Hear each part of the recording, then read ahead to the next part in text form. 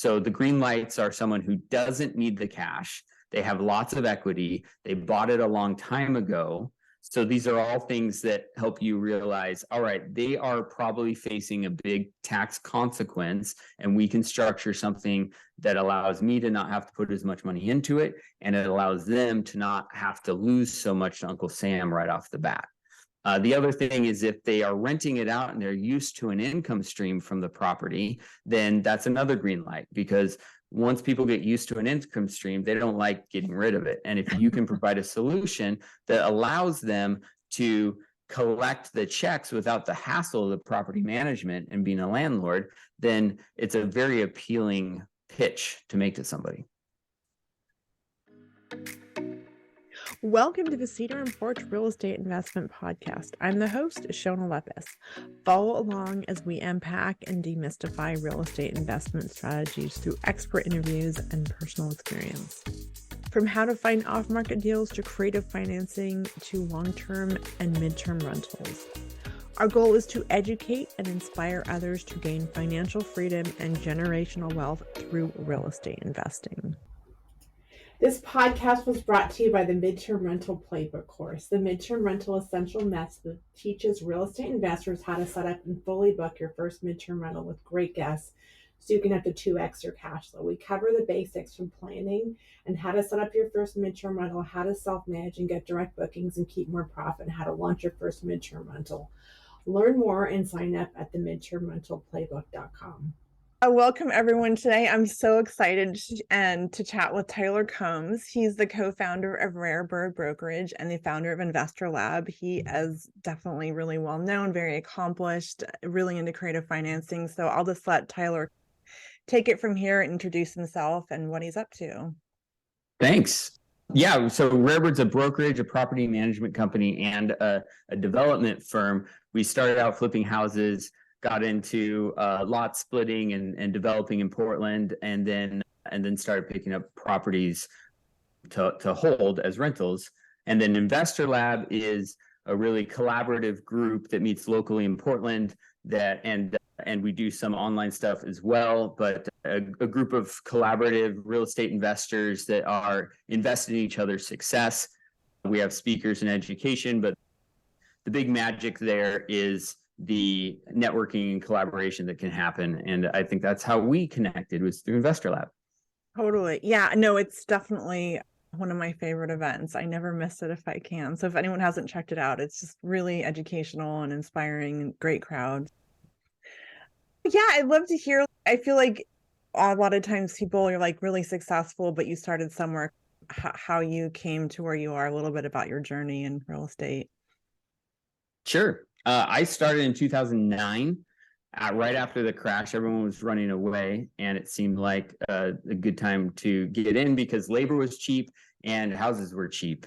Banks had a flood of inventory. They didn't know how to handle their REOs, so you could get some really good deals.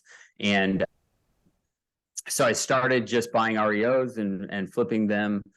Quit my day job probably too soon. That's a whole nother story. Made some mistakes along the way, but it wasn't until a few years later that I stumbled onto seller financing. And that's really what allowed me to get into the rental game of actually being able to hold them. And then ever since then, probably like 2013-ish, I've been able to flip a few, hold a few. My rule of thumb is usually hold the multifamily and flip the single family. That's smart. That's where the volume, right, with the multi. That's the economy of scale works out. Mm-hmm. If you have multiple properties in one location, maintenance is easier, everything, accounting, everything is more consolidated. But there's pros and cons. That's a whole nother debate between single family. The appreciation and the value works really well with single family. You can force appreciation multifamily a lot faster. But in a market like this, we see that it's a lot harder to sell multifamily than it is to offload single family. So you have to be in it for the long haul. No, that definitely makes sense. And I love that I think a lot of times when you get into the industry, it's all about flipping and wholesaling because that's quick capital, but people get into the industry because they want that that quote unquote passive income, right? And you have to hold to do that. So I think that it's not stress enough, flip or burn, but keep something, right? Because otherwise, what do you have to show?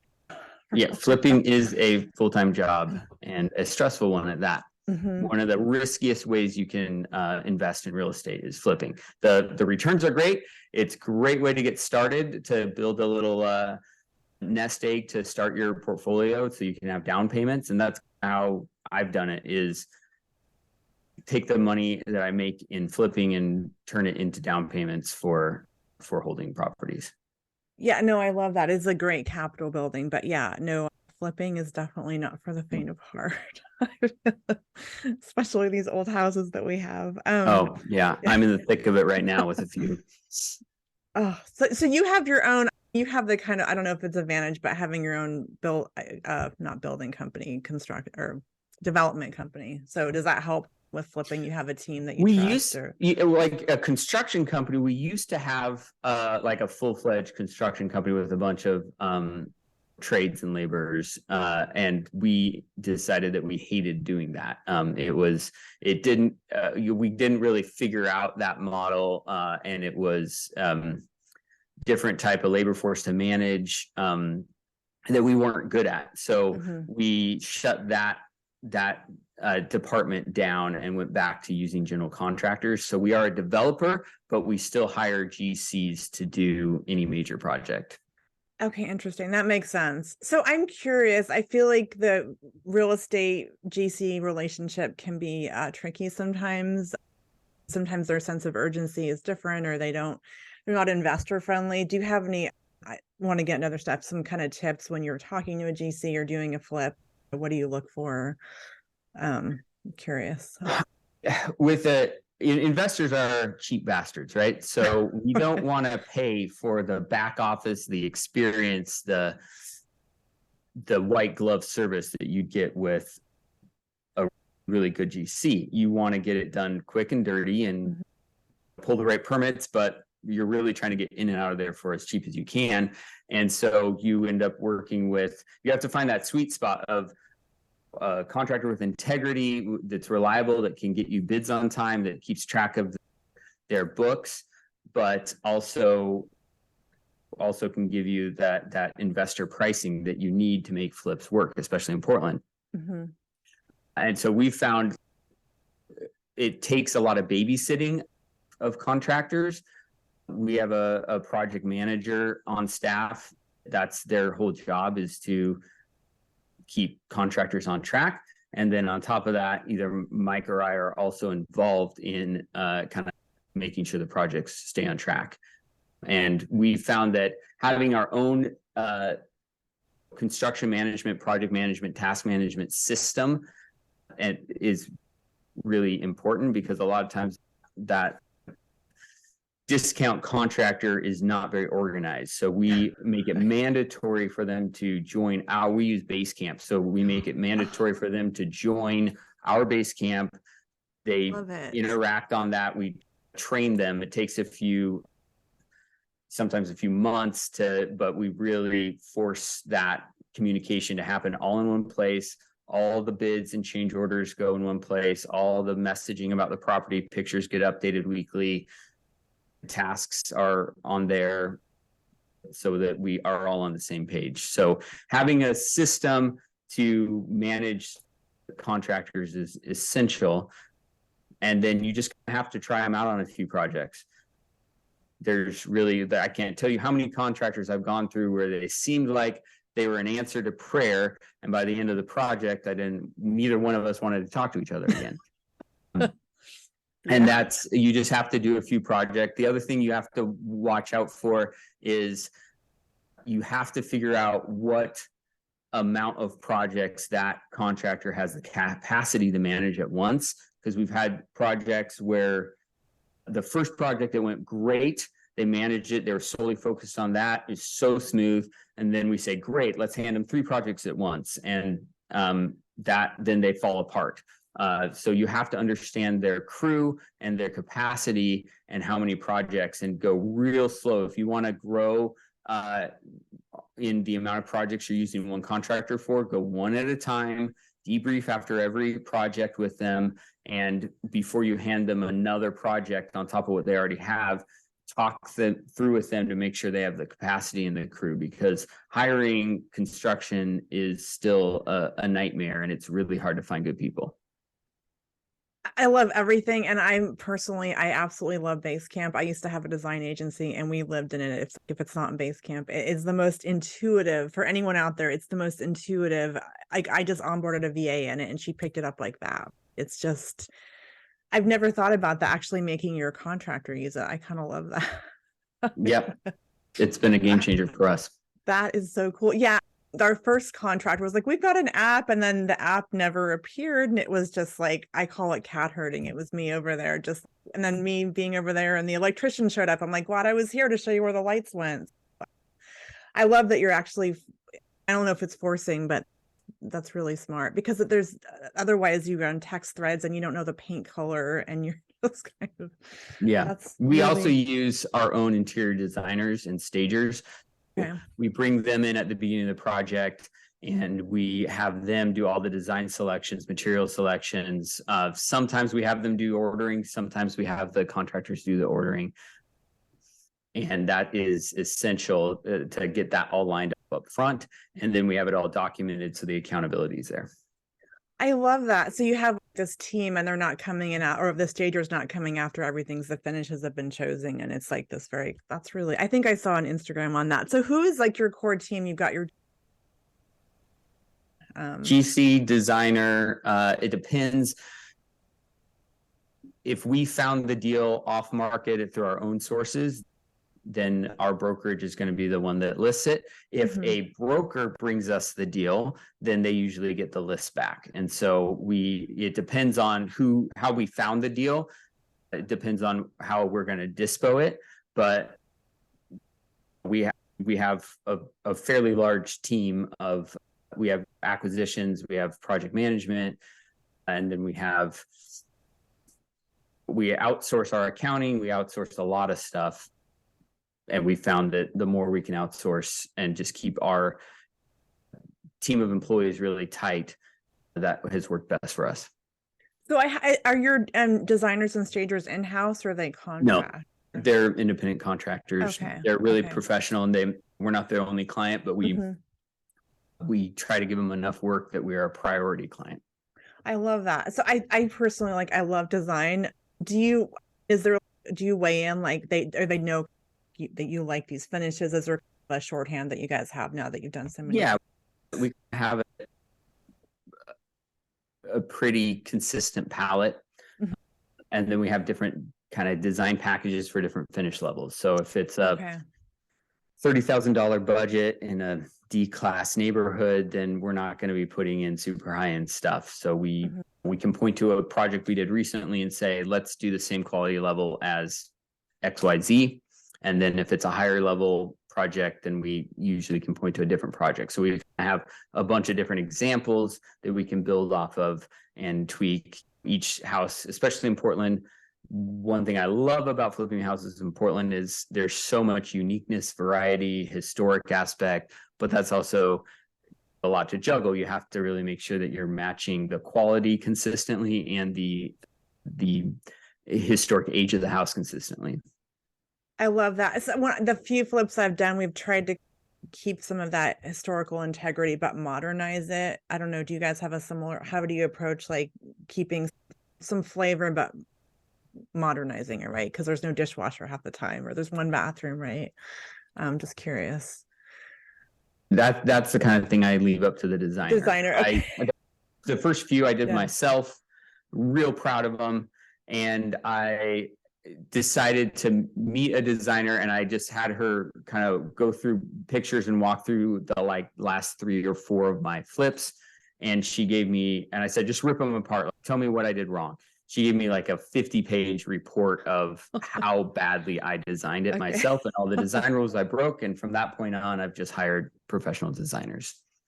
Oh, that makes total sense. Focus on what you're good at. And I have to ask, I'm sure I don't know if there's a measurable ROI, but by hiring that person, that expert, is the ARV like higher? Do you think you sell?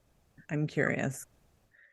It depends on what your base level is. So Okay. I don't really have that. I've been using designers for so long. I don't have a base level of, oh, the ones we don't use designers on. If it's a really simple, just carpet and paint, then we know what we're going to put in there. We don't need it. But if there's any major design changes, we're changing out a lot of fixtures, even if it's no permits required, we're still going to use a designer to select all the materials. And the cost savings comes in, they have relationships with material suppliers.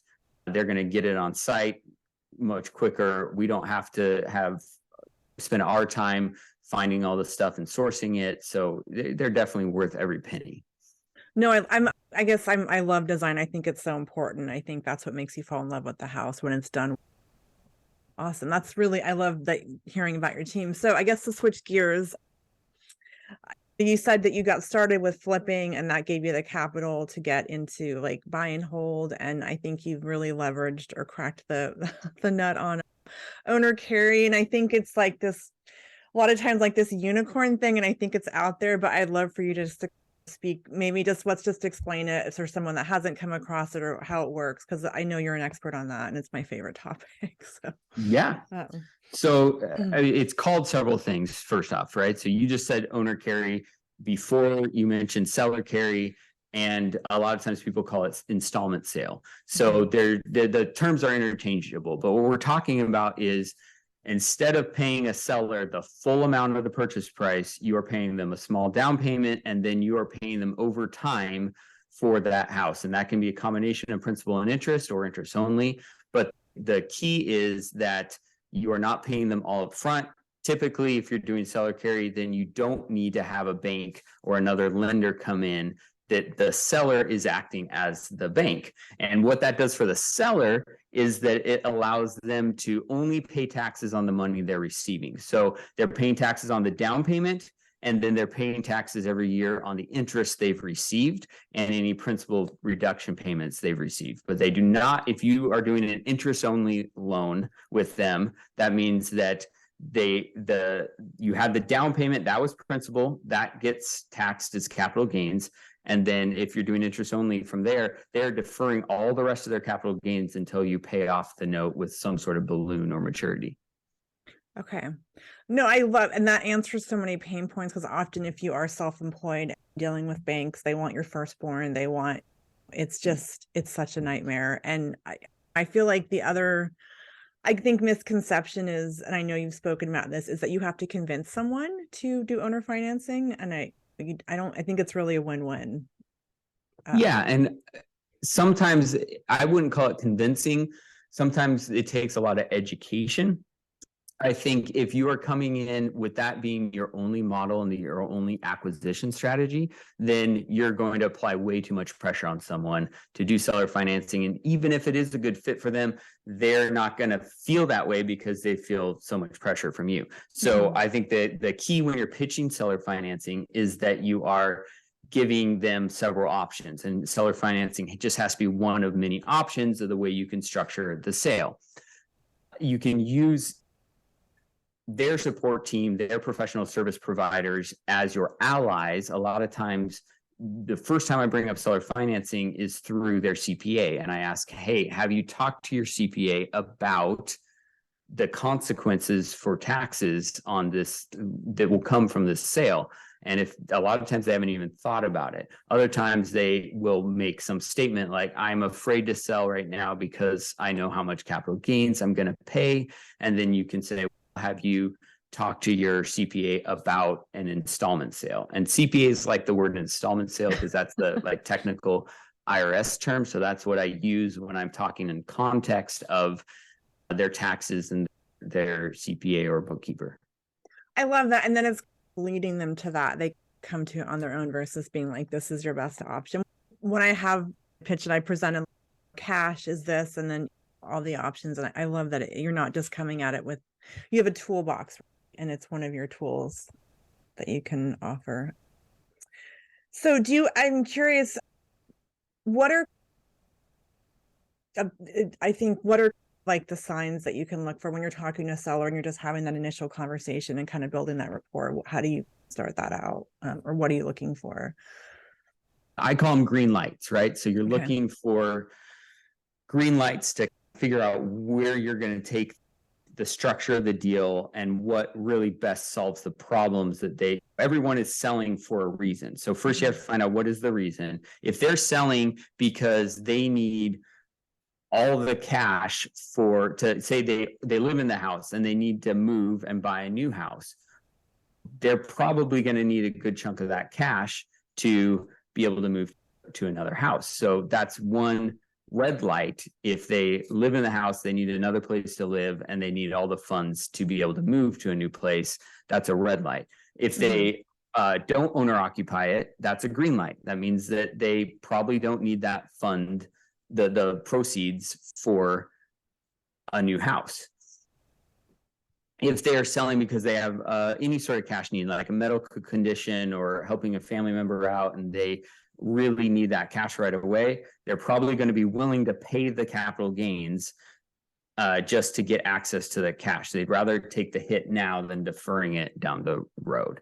So the green lights are someone who doesn't need the cash. They have lots of equity. They bought it a long time ago. So these are all things that help you realize, all right, they are probably facing a big tax consequence, and we can structure something that allows me to not have to put as much money into it, and it allows them to not have to lose so much to Uncle Sam right off the bat.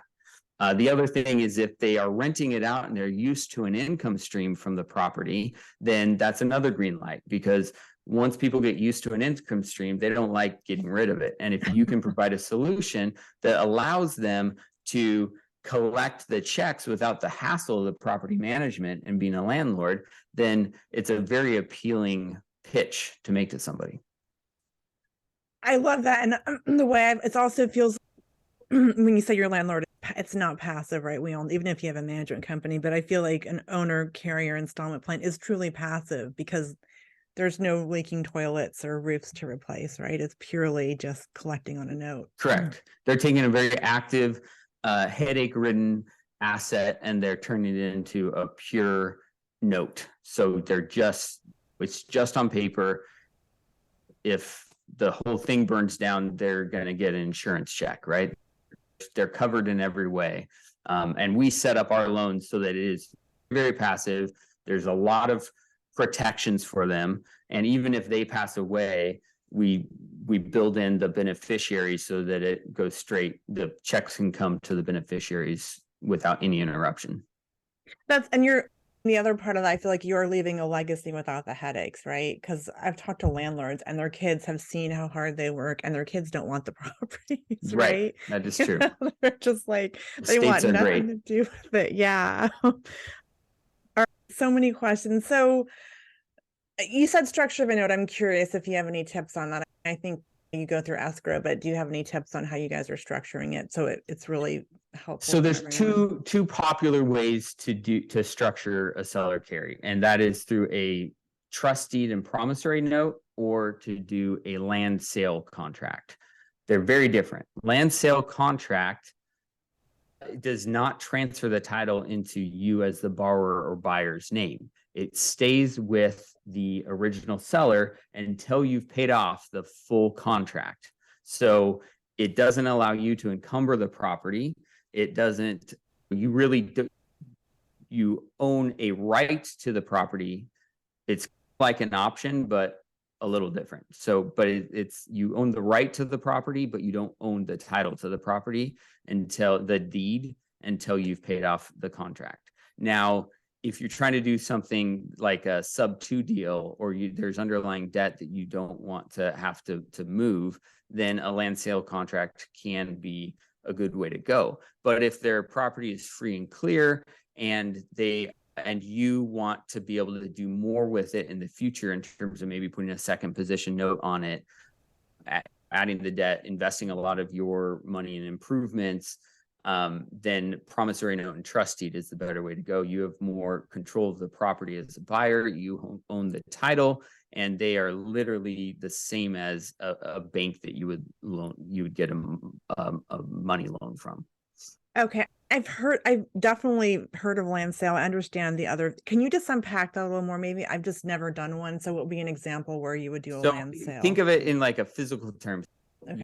It used to be that the physical copy of the deed was everything, right? And if you lost that, then who knows who owns the property. So think of the deed as the title to the property, and that gets put in a safe and by an escrow company. And that escrow company locks that deed in the safe, and then they start collecting your payments. And you pay that seller every month and say it's a 10-year term. And at the end of those 10 years, when that final payment's made, the escrow company unlocks the safe and hands you the deed. That's a land sale contract. Got it. Okay. That makes sense. Thank you. So I guess going back, there's clearly, I think the light bulb moment was for me. It's really, it can be real if for the right situation for a quote unquote tired landlord. It's really it helps both parties and it's really a win. So I guess the next question is, how are you marketing specifically to free and clear properties with that they've owned it for 10 years, or how are you finding these people that are maybe more open to that type of a creative deal? So when you're trying to build your marketing list to find off-market properties, the easiest thing to do is go to a title company and say, hey, I'm an investor. I'm looking to buy properties. Can you give me a list of this zip code with these parameters? And one of the best parameters to find high equity properties is the transaction date. So when you get a list from title, you say, I don't want any transaction history for the last 15 years. That means there's no sales and there's no refinances or anything on the property. And so if there's no recording activity, meaning there's no encumbrances that have been recorded that show up on the title report, that's going to give you a very good indication that they have a ton of equity in the property. And those are the people that I love working with because they're usually really smart and sophisticated. They understand what they're doing with their property. They understand the tax ramifications, and they have a lot of options when they have a lot of equity. So I like working with those people more than I like working with, say, a distressed seller where they're highly motivated, but their options are really limited. So both have their place and you can offer a service to both, but it's a lot more fun to work with someone who's played their cards right over the years. And now that they have this property with a lot of equity, and you can help them figure out, especially sometimes they have a lot of properties, right? And then you can help them figure out a way to offload those properties over time strategically as part of their estate planning. Yeah, I love that. And I've never done so many courses in my life. And a lot of the gurus teach like you target to very distressed, motivated sellers. And that feels a little predatory. Like I know they need help and you can come at it with kindness, but when you're talking to a landlord, they are just much savvier and they get it's like you can they're not under duress, they have options, and to me it just feels more genuine for what I'm trying to do, right? You're not being like there's still with the distressed sellers, they still need to sell it. It's just not as fun because the end is you're getting them out of a really tough situation, but they're not usually getting a big chunk of money at the end. And so you're helping them out, but they're not being able to cash their chips out at the casino and walk away way up. They're usually pretty beaten down at that point. So it's just I think it's still fairly ethical to go after distressed sellers because they need help. It's just a lot of work and no one's happy at the end versus the other route. Everyone feels rewarded and happy, and it's just a more feel good situation. And I think when you get those I got a voicemail and it was like, I will only sell with like owner care. I about fell out of my chair. I'm like, there's people out there. And he was surprised that I was even interested. So I think there are people out there. So are you, just circling back to marketing, are you like, I've tried everything and I've gone back to letters because I feel like that's the only way to really get in front of those tired landlords. Is that what you guys, I know you have different strategies to find these. We're always trying new things. Everything's evolving, but direct mail is our tried and true bread and butter. And we have made the mistake of turning that tap off in the past when we have a ton of projects. And one of the biggest lessons I've learned is do not turn your marketing tap off. even if you have your hands full with projects, keep those leads coming in, because even if you don't have the capacity to do the deal, if you are friends with other investors, then you're going to make a wholesale fee or assignment fee or a realtor referral fee. There is no end to ways you can monetize good leads. So don't ever shut down your lead gen once it's started. Direct mail is great. We do a lot of cold calling. The cold calling has a really high response rate. Mailers tend to have a lower response rate, but it's cheap and easy, and it can go on autopilot. I would recommend refreshing your lists at least every year, refreshing your messaging every quarter, and send multiple mailers out at least once a quarter, if not more. I know a lot of people really successful mailing campaigns that send out once a month. That's more than we do, but you got to have a lot of touches before you get those responses. And just to touch on the messaging, obviously that's such an important part of marketing. Are you, when you're selling this or targeting someone that the transaction date is, say, 15 years ago, are you saying, hey, like, you've owned the property a long time, have you thought, I don't know if you thought about selling? Are you like being really upfront about kind of the capital gain stuff, or more hinting at it when you're like the first conversation? Yeah, or like in a direct mail piece. Yeah, we've tried hinting at it in direct mail, and I don't see any big difference in response rate. I try to, like, anytime you're trying to narrow down the solution that you're trying to hint at, you're narrowing down your demographic of possible responses. We try to keep the options very open, because we want, no matter what, if they want to sell, we want to talk to them, right? We don't want just seller finance. We want anyone that wants to sell. We don't really get into hinting at any options, even though we take our criteria and we tailor our criteria to specific types of acquisition strategies. We try not to limit. The messaging may be tailored, but it doesn't narrow down what kind of responses we get. That makes sense. Yeah, no, that's great. I don't do that. I was just curious. Sometimes I'm like, should I hint at that? And I have a very general kind of message, but I see a lot of people do that. They really try to put all their cards on the table in their first letter, saying, hey, we are a new investor. We're looking for seller financing. Is that something you'd be interested? And they're going to get such a lower response rate for doing it that way. But if that's the absolute only way they're willing to acquire properties, then I guess that's helps save them time. But for us, I know of so many other ways to acquire properties. If they don't want to do seller financing, like I mentioned, even if you don't buy it, you can still make some money off of that lead. No, it's true that, and that's, I think this is such a creative industry in that toolbox. If they don't, you can wholesale it, you can assign it, right? You're limiting yourself. Even if you can't acquire it yourself, there's ways to help out that seller, right? And partnerships is a big one that I don't think gets talked about enough. And that's something when you're connected to a community like Investor Lab or any other small, tight-knit community, then you should be, if you don't have the capital to do the deal yourself, or you don't have the lead gen coming in to look at enough deals, you should be talking to the other half of that, someone that has a lot of leads or has a lot of money to spend, and you should be partnering with people to get these deals done. You don't have to do them all yourself. And I'd say a good chunk of my portfolio came from, at least initially, collaborating with people to get it going.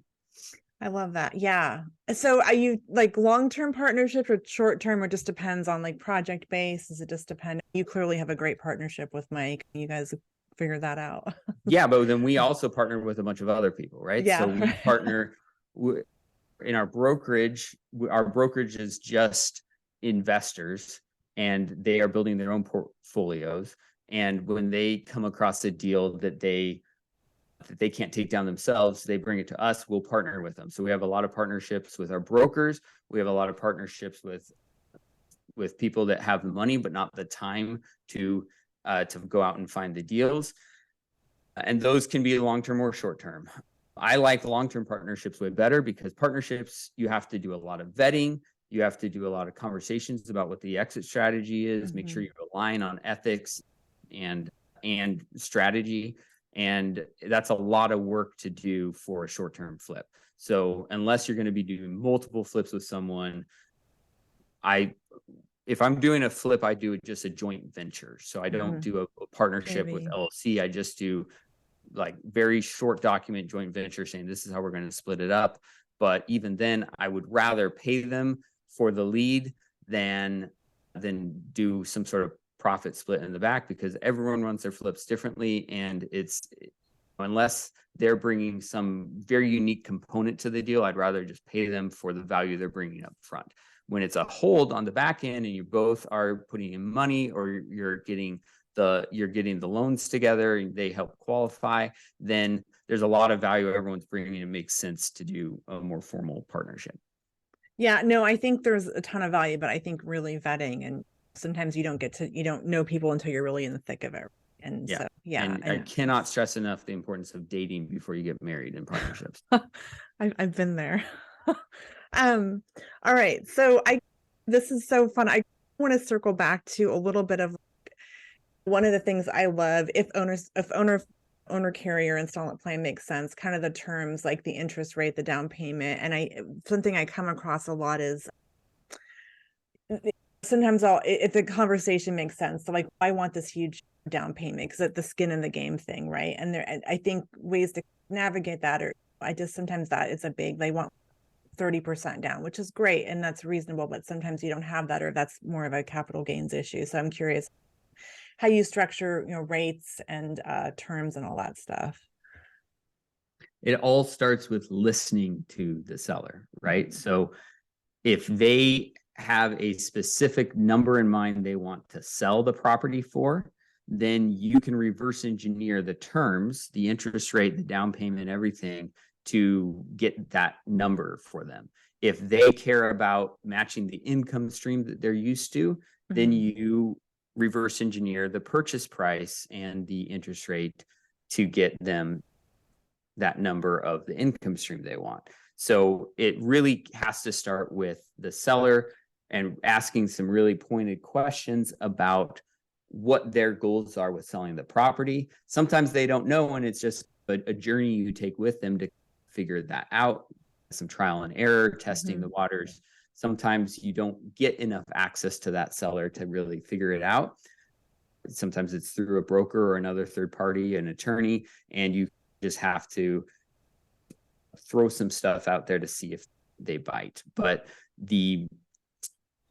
their motivations are everything. And if they are really trying to avoid capital gains, then that down payment by their own goal setting is going to be low, because if they have a high down payment, they're going to be paying capital gains on that right off the bat. So a lot of times they don't have it completely free and clear. They have a loan they've paid mostly off, but there's still a remaining balance, say 100 or 200K.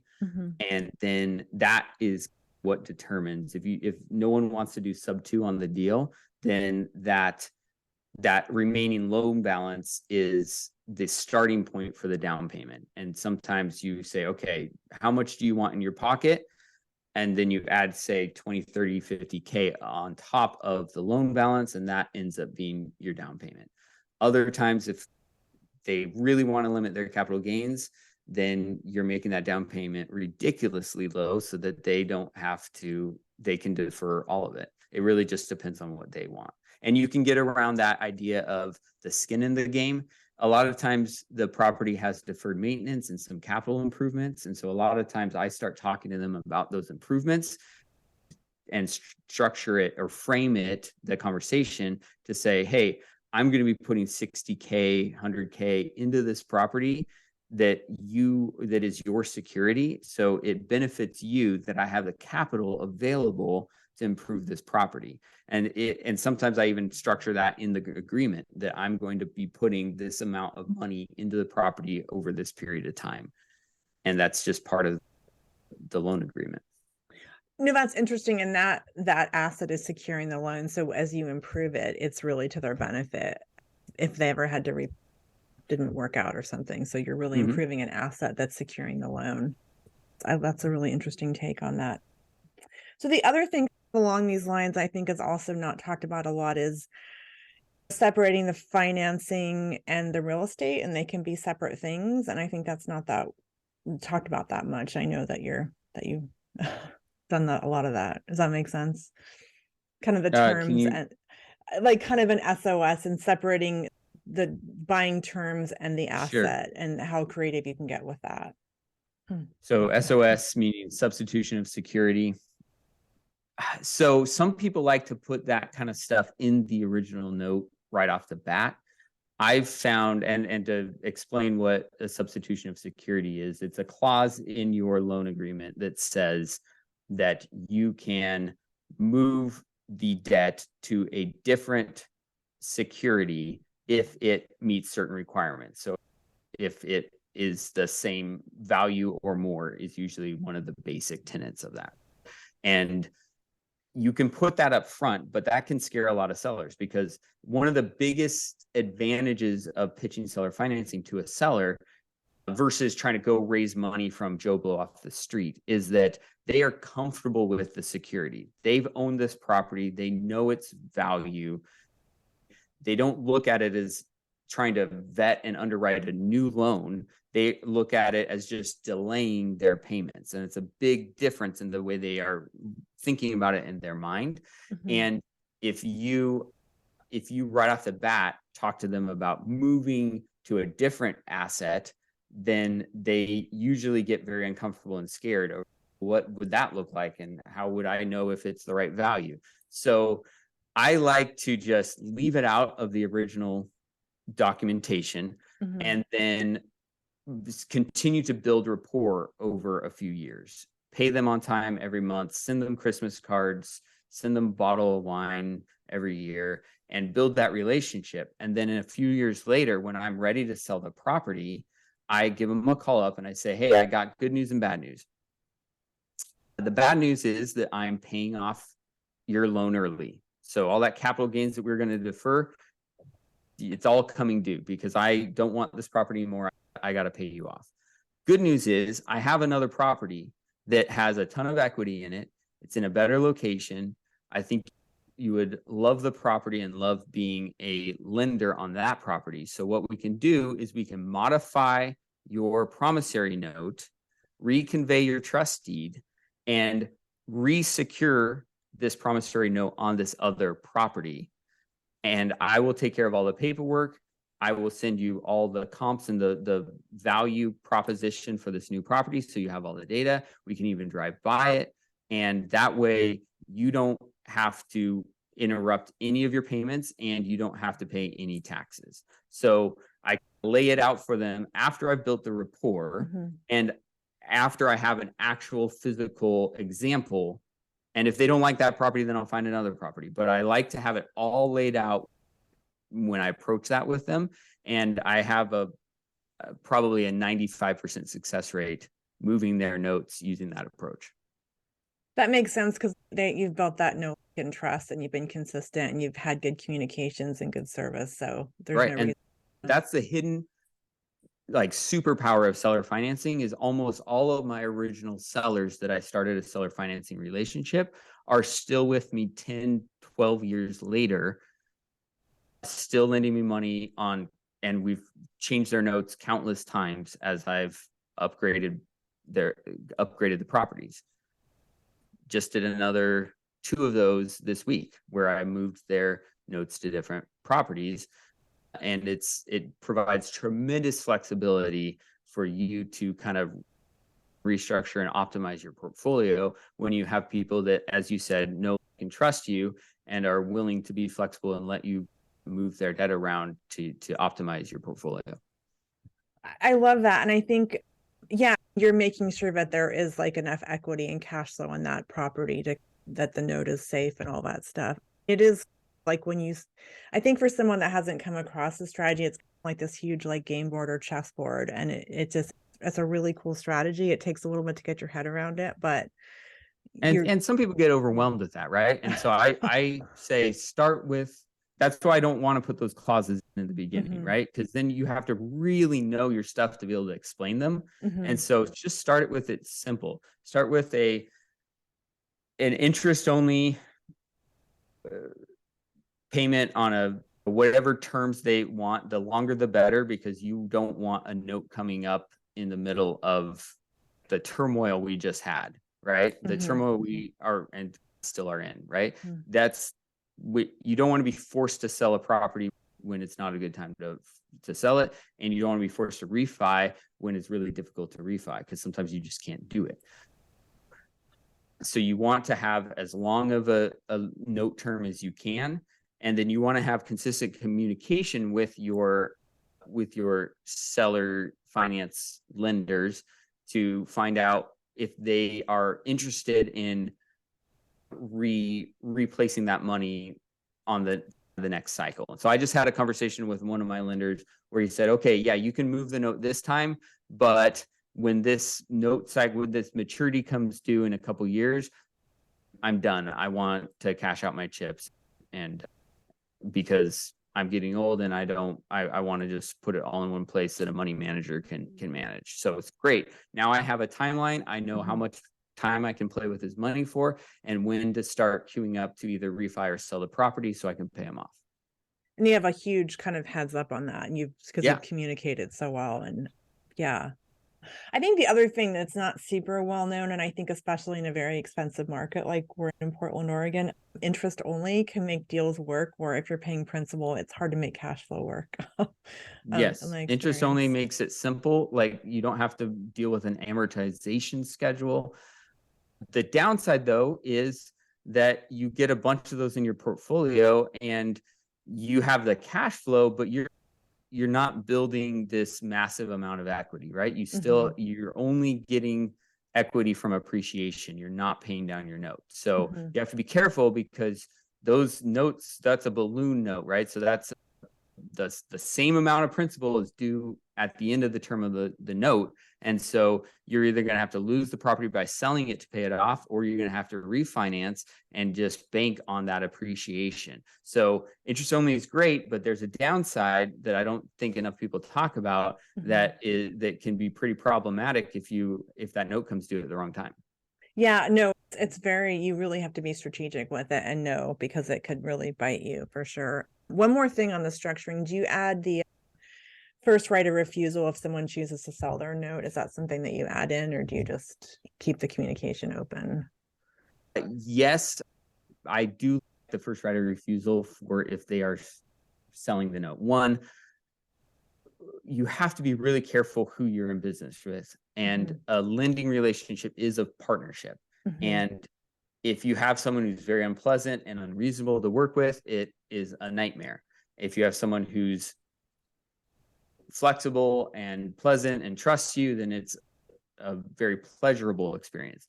And I have been offered seller finance from people that just seem like they're assholes, and I just say, no thanks, I'll just buy it cash from you.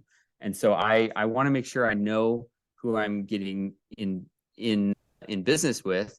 And I don't want, that's how I explain the first right of refusal, is I am vetting you just like you're vetting me, and I don't want some stranger that all of a sudden I have to deal with. I do allow for a transfer to beneficiaries and heirs, but not assigning it. The other thing that does for you as the borrower is that if you have control over that note and they do want to sell early, they do want to get out of the note early, then you can negotiate a discount on the remaining balance in order to pay them off early. And if they have an assignable note, then you have no leverage when it comes to them asking to pay off early, because they can just sell your note. I really liked how you framed that. You want to know who you're doing business with, because if they sell it to someone that, to your point, is an asshole, is difficult. You went into business with someone that you knew and you built that rapport. So that's another good point why that's an important clause to include. I've never quite heard it framed like that. Because that's true. Yeah, You could yeah, you don't want someone that is unpleasant to work with. Life is too short. Yeah, for sure. Have you ever, I have to ask, I'm so new in my journey. Have you ever had that happen where someone chose to cash out their note earlier, or are they always in this to avoid the capital gains, all the stuff we talked about? No, there's a few times where people do want to, that something comes up, right? They have a medical expense and they want to sell early. I make it a rule, if you will, to do whatever I can, even if I'm not contractually obligated to cash them out. I'm going to do whatever I can to sell or refi for them, because the last thing you want is someone to feel like they can't get their money from you. And it doesn't matter what the legal documents say. If they start going around and telling people that, oh, I lent money to him, but he wouldn't give it back to me, that's not the full story, but that's all people hear. And so I try to, anytime someone wants their money back early, I try to bend over backwards and move heaven and earth to make it happen. And I also will negotiate with them and say, hey, what do you really need this money for? And if it's only, they need only $30,000 for something, then that's a lot easier for me to deal with and scramble to make that happen than the full note amount. So I oftentimes dig into the underlying reasons and then make sure that we just do a principal reduction instead of a full payoff. Or if they do want the full payoff, then we figure out a way to bring another lender in and make it happen. I think that is so important, right? Just doing the right thing. And I think you take that very seriously. And I think that's really just speaks to your integrity, because, it's all about doing the right thing. And that is a loan and it's their money. So if things come up that's really. And you can educate them as much as possible. Say, hey, this is not a liquid. This is not a CD. This is not a money market. This is a hard asset. And so if you want to get paid off, it's going to take me time. And sometimes people are very they're okay with doing, say, a 15, 20-year note term, but they're concerned about what if something does come up. And so I put into my contracts in the past, okay, we will treat this as more liquid than normal. And we're going to give you a 6-month lead. Like, you give me 6 months and I will cash you out at any time. And so I put that into notes before that, so that they feel like, okay, this is a long-term note, but if something comes up that is unexpected, I know I can get out within 6 months. And then I just have to set aside the reserves or have a lender already lined up on backup to make sure that I can honor that promise. I love that, because it gives them that flexibility and probably peace of mind to know, hey, if something came up, a medical thing, a family thing, that's and obviously I don't want to do that normally, but that's that's another tool in the toolbox I can use if I have to. Yeah, again, it's so creative, right? And that's why I feel like we covered a lot. Is there anything else on installment plan owner carry that we haven't talked about that you get questions on, or is an important point? I feel like we didn't. No, we talked about the benefits of it, how to pitch it, and then the details. Promissory and trustee is the two main instruments. There's a lot of other documents that go along with it.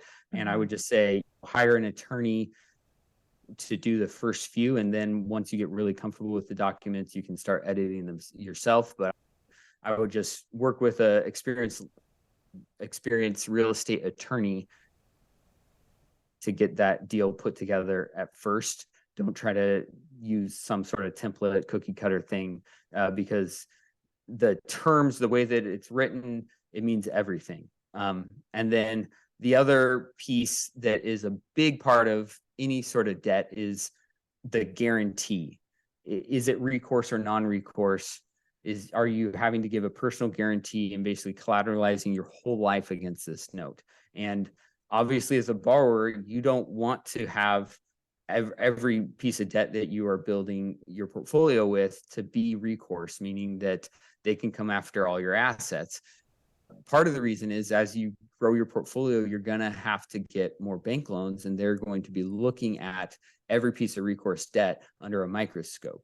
If there is no personal guarantee and there is no recourse clause, then that debt is basically off of your credit report when the bank is looking at it. You have to strike a balance of, if that's something that they really want, that's a very reasonable thing for them to ask for. But if it's something that you can avoid giving, then it makes building your portfolio much easier, because the more recourse debt you have, the more it counts against your overall DTI. Yeah, no, that makes a lot of sense. Yeah, getting bank loans is not easy. I just wanted to, so the attorney versus an investor friendly kind of title company, I've always done it through title, but obviously an attorney is going to tailor it more. So the title company, some of them will do, they have standard cookie cutter, just little 1 or 2 page seller carry terms, right? And then you have, if you're using a broker, you have the OREF seller carry disclosures with also a term sheet. Those just don't do it justice. If you are in this, and maybe if you're doing it for a short term, like a 1-year type of bridge loan, that's fine. But if you're in this for years, the clauses and the language really matter. And so invest up front and get, I don't even know how, like, our promissory note is probably 6 pages long. Our trust deed is probably 12 pages long. And it's been carefully crafted to be fair to both sides, to give me everything I want out of the debt and to secure them in a way that makes them feel safe. And I'm really happy with my package of documents that I worked with attorneys on over the years. And it makes a big difference, because even if they don't have an attorney or realtor that they're dealing with at the beginning, I guarantee at least 85% of the time, by the end of the transaction, someone's going to be coming in and should come in to review the documents for them, right? They should have some sort of advocate or professional person that's reviewing them. And so you want to make sure that those documents are going to hold up under professional scrutiny. That makes a lot of sense, right? And it's going to come up when they meet. Yeah, no, doing it the right way versus on the back end, realizing you left a clause out. It could really be challenging. That's really good advice. And it's it's not like if you use a trustee, the title company is the trustee and the title company is giving you the form. It's not incomplete, but it's leaving a lot of things out. So it will work, but if you get in any sort of lawsuit over it, then there's going to be so many unconsidered questions that are now up for debate and negotiation, instead of having it all lined up front and you know exactly what to do in every scenario. That's the benefit of having a more thorough promissory note and trust deed. That makes so much sense. Yeah, no, thinking around the corners. So once you've developed that, your personalized template, can you then take that to title once you've worked with an attorney, or do you recommend always going through an attorney? Or obviously when you're after you have the experience. So I create the docs myself every time. In fact, I just have it. This is in the weeds, but I have a system where you just put it into a spreadsheet and it just pumps out all the documents, because I do so much of it. Yeah. But if you just have a Word document template that you make sure you change the terms and conditions every time, that can work, as long as you are really careful to make sure you change all the right things and you have someone else review it before you send it out for the other party to review. Okay. No, that's really, it's in the weeds, but it's very helpful. I think that's also not, just get investor friendly title company. It's like attorneys are there for a reason, and it's better to pay them. It's going to be probably more cost effective to have them draft something than to have them represent you if you get into a legal situation. Yeah. And sometimes the other party has their attorney review and then they want to use their own form. And then you just have to, now you are both using attorneys to review back and forth, and it just adds up the costs. So if you can get your documents really thorough and really fair for both parties, then it in the end, it does cut back on costs, because there's a lot less back and forth. And I think the key point too is you're making it both parties. You're not just making it so it benefits you. You're protecting the lender too. I think that's important, right? Because Tyler, this has been so fun. I feel like we could talk another hour about this, but I'm really mindful of time. Anything else before we do our wrap up questions that you want to mention, or anything on the subject?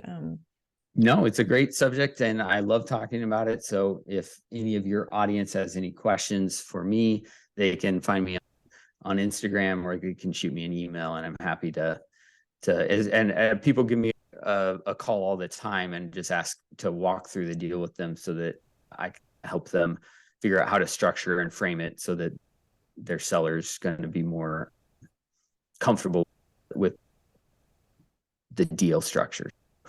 I'm happy to help people out as they have it's a lot easier to have that conversation when they have an actual deal in front of them, because then we can actually talk about it. But when it's hypothetical, we've pretty much covered all the bases here. No, I love that. And that's something just in general, I love how you built Investor Lab. It's a very supportive community. And I don't know if that's just Portland, but I feel like it's a great community for anyone that hasn't gotten out there and network. Definitely check out Investor Lab, and everyone's really friendly and willing to collaborate. Yeah, it's really, I don't know if all communities are like this, but it's really great. Okay, so a couple quick questions. You can take this a couple ways. I always like to ask any life or business advice to live life on your own terms. Live life on your own terms.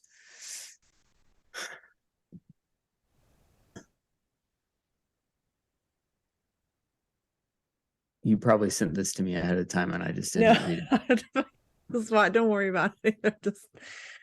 I just say, like, simple thing we touched on before, your reputation is everything, right? So do structure these deals, do your business in a way that you would want to be treated, golden rule, and then don't burn any bridges. That even if we have a fallout with a contractor or a seller or another agent, treat everyone as kindly as you can and don't burn any bridges. And I've had so many scenarios where that has come back around in my favor when I couldn't see an obvious reason to not burn that bridge or to take the high road at the time. Later on, it turned out to be very beneficial for me that I didn't. So I just say, be nice, do business with a smile, and it'll serve you well. No, I try and live by that too. It's not easy sometimes, but I think it's definitely in the long run. So, okay, I think great answer. And then clearly you guys are a resource. You have Investor Lab, a book or a resource that you'd recommend for people just in the industry. When we're talking about pitching seller financing, one of my favorite books about framing and pitching your idea to someone is called Pitch Anything by Orland Clough. And that is such a fantastic book for understanding how to sit down ahead of time before you meet with someone and map out how you are going to approach the conversation.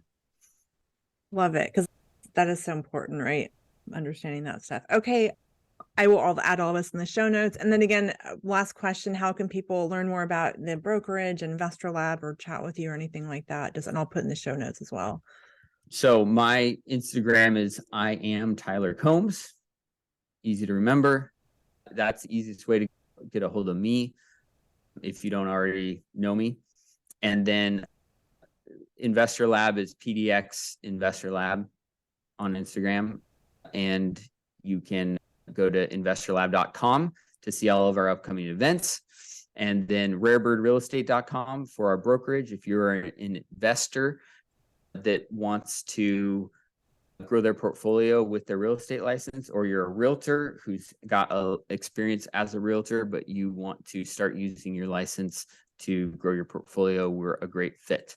If you just want to do the commission game and work for other people, then we don't have as much to offer. But if you are really working on your own portfolio, your own deals, or you're representing a lot of investors and you want to learn how to underwrite better, then we're a great brokerage.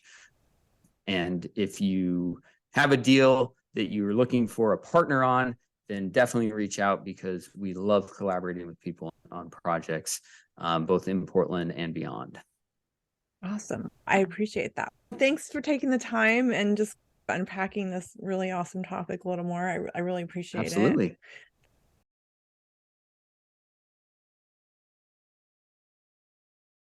Thank you so much for listening. I hope you found it valuable. Please take a minute to hit the subscribe or follow button. It really helps other people find us and share it with a wider audience. We also appreciate 5-star reviews. Also, please take a screenshot and tag us on your favorite social platform. We're at Cedar and Porch.